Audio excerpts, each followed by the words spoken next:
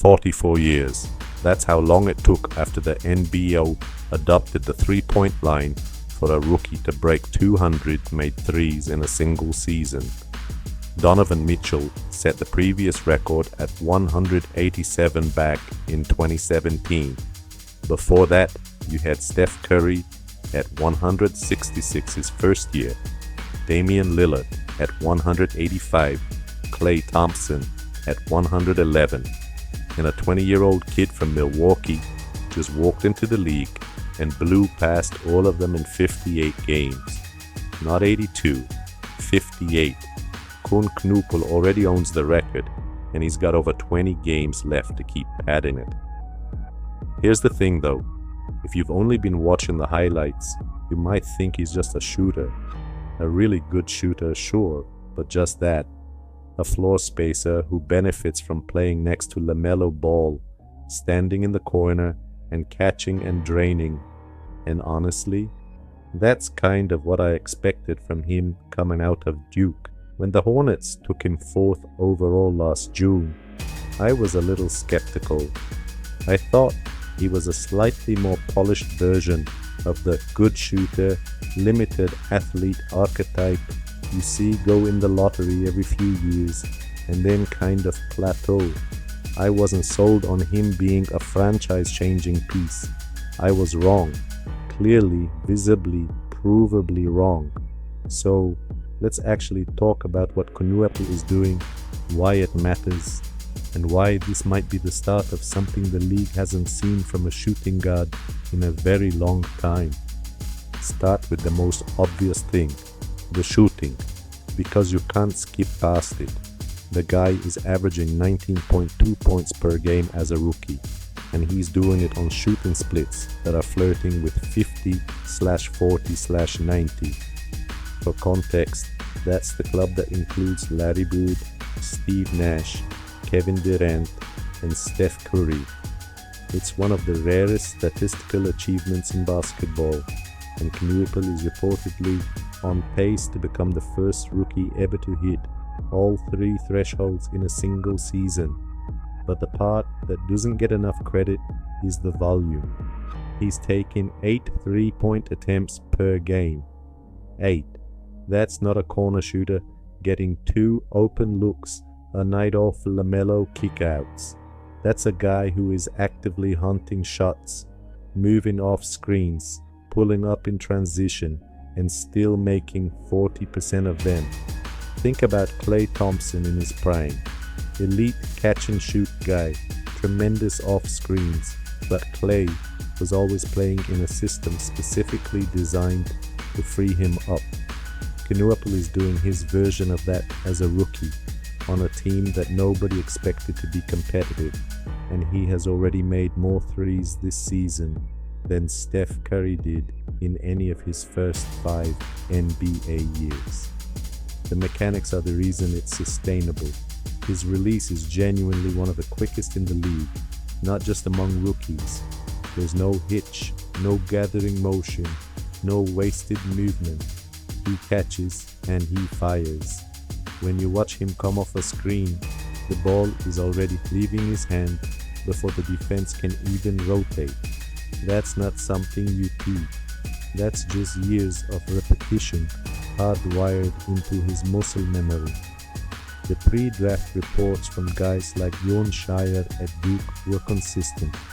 Knueppel is incredibly hard on himself, obsessive about the craft, and that shows up in how repeatable his shot is.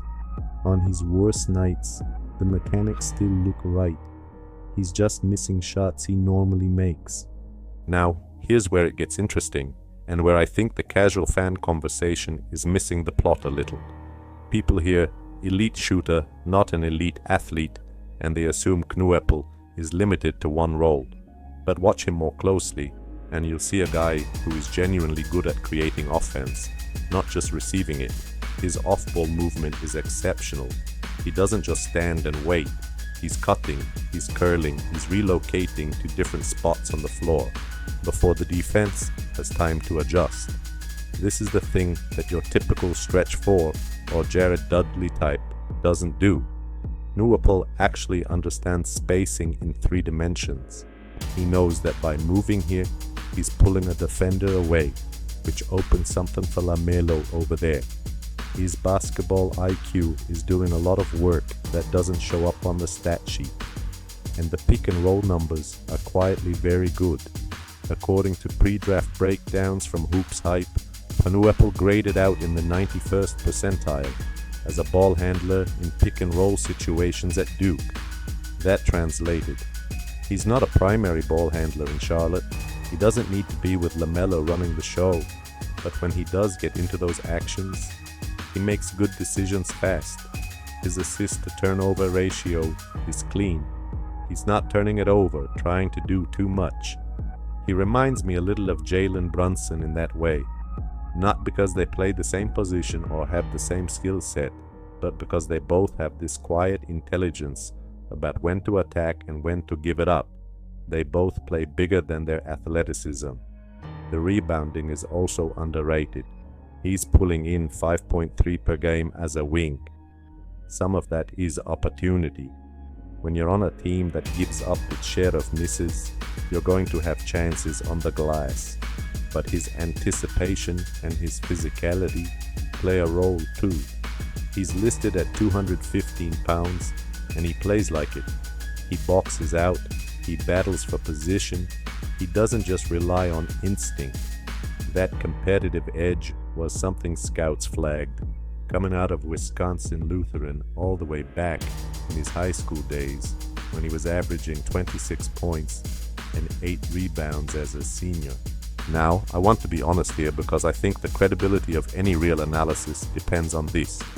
Kon Knueppel has a legitimate defensive problem, not a slight weakness, an actual problem. His lateral quickness is below average for an NBA wing.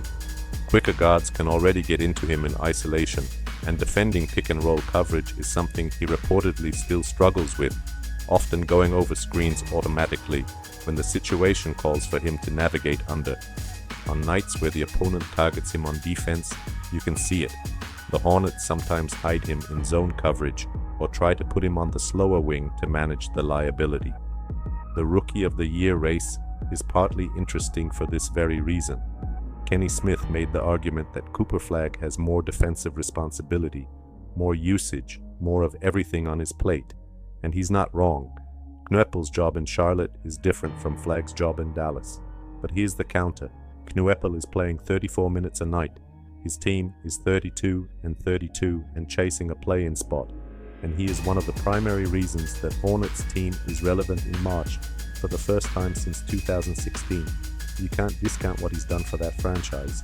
Whatever his defensive ceiling turns out to be, he is already net positive on a team that's winning basketball games. The defensive stuff is also fixable, by the way. Not completely, but meaningfully. He compensates through positioning, physicality, and a genuine understanding of team defense schemes.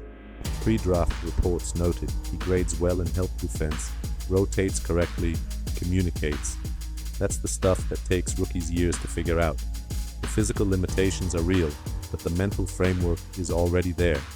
If he adds lateral quickness in his second or third year, and dedicated wing athletes often do with professional strength and conditioning, he becomes a very different player on that end. Zoom out for a second though, because the records and the stats only tell part of the story.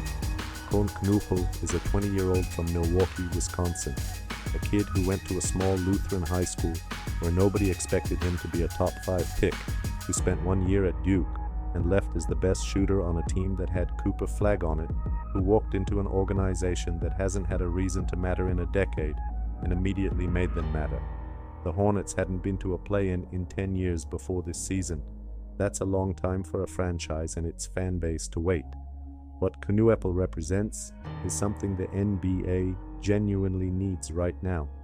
A player who proves that being a specialized elite craftsman is valuable. In a league that increasingly celebrates the 6'10", do-everything hybrid, here's a guy who said, "No, I'm going to be the best at this one thing and use everything else to support it." His story is about work ethic winning over raw athleticism. His uncle Jeff Nordgaard had a brief NBA career and played professionally overseas, and basketball runs in that family. But Kon's trajectory wasn't built on genetic gifts. It was built on 10,000 hours of shooting drills in Wisconsin gyms.